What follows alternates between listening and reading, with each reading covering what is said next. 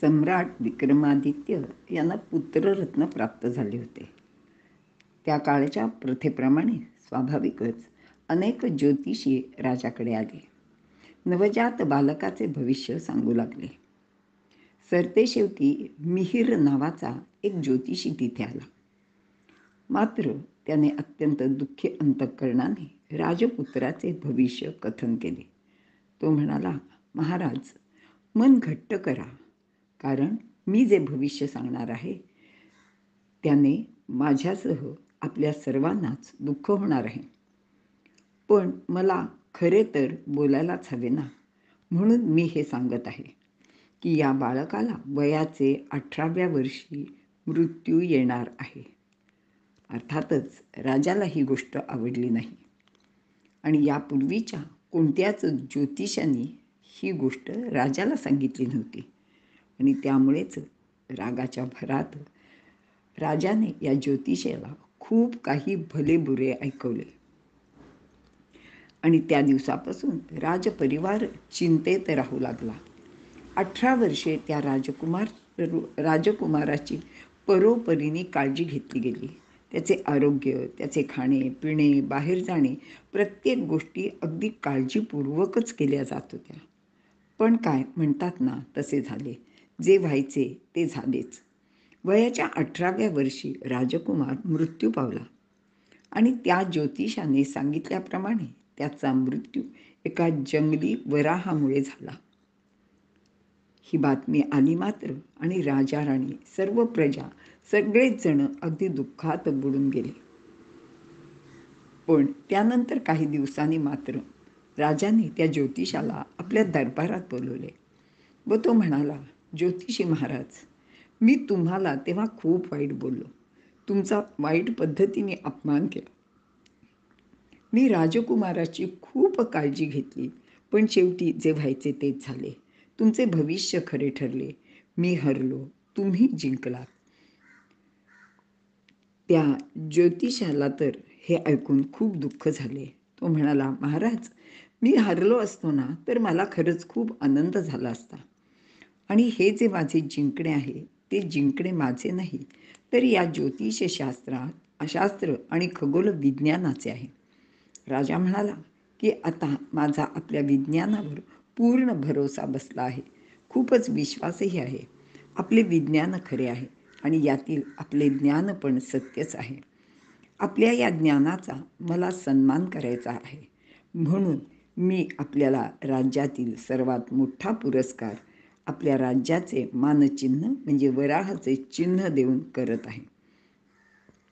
या ज्योतिषाचे नाव मिहिर असे होते आणि तेव्हापासून लोक त्याला वराह मिहिर असे म्हणू लागले. पुढे याच नावाने ते खूप प्रसिद्ध झाले.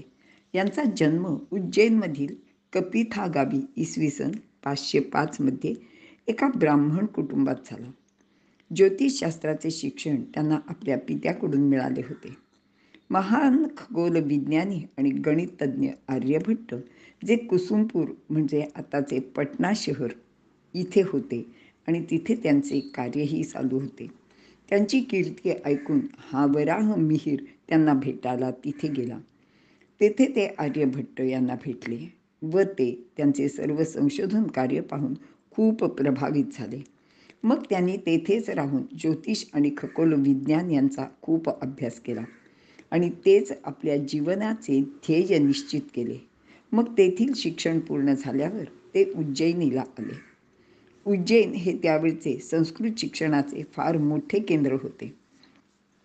मिहिर यांची विद्वत्ता पाहून तेथील राजाने म्हणजे विक्रमादित्याने त्यांना आपल्या राजदरबारात राजज्योतिषी म्हणून समाविष्ट करून घेतले.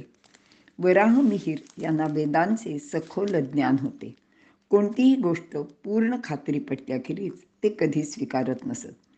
त्यांचा दृष्टिकोन पूर्ण वैज्ञानिक होता. त्यांनी पर्यावरण विज्ञान, जलविज्ञान आणि भूविज्ञान या संबंधात संशोधन करून त्या विषयाबद्दल लोकांमध्ये जागरूकता निर्माण केली.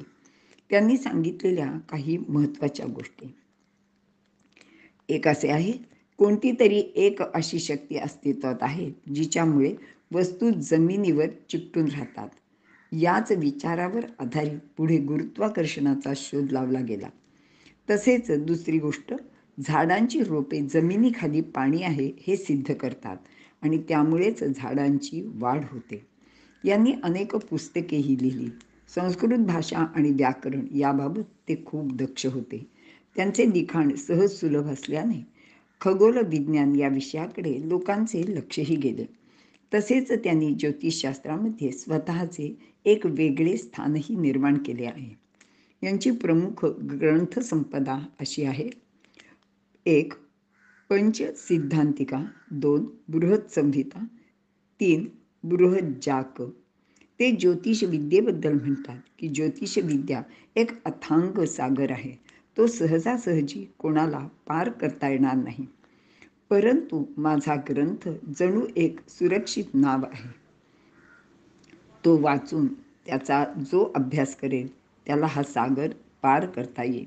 त्यांचे हे म्हणणे आत्मप्रौढी नसून सत्यवचन आहे.